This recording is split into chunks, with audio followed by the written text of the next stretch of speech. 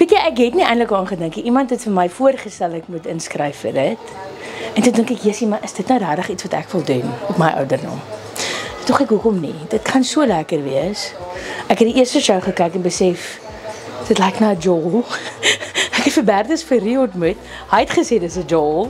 Toe sê ek net soos maar hoekom nou nie? En my chefs het almal gesê doen dit. Jy gaan dit baie geniet. Ek was 'n bietjie nervous, maar toe skryf ek in en ek kom toe in en that's the story. Daar's regtig niks meer aan dit nie. Ek het gegaan met 'n kind of ek wil net die eerste uit wees hè.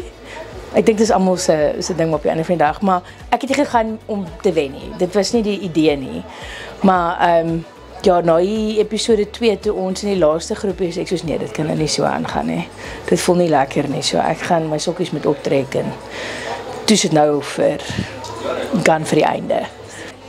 Ek dink ek het 52 resepteboeke saam met my gevat. Al wat my kar was resepteboeke en 'n klein sakkie met klere. So ek het elke aand resepteboeke. Ek is op Granda, ek is op Pinterest, ek is oral. Ek kyk net en kyk op Instagram net vir inspirasie vir as ons iets kry dat ek gereed is. Kos is 'n evolving ding, weet jy, dit verander die hele tyd, dit is so fluid.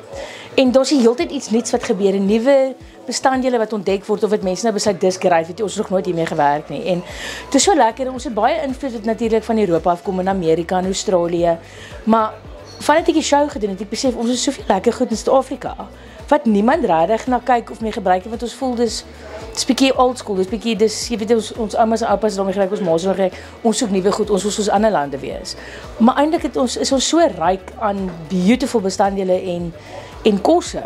So ek dink dit is nogal 'n ever evolving ding.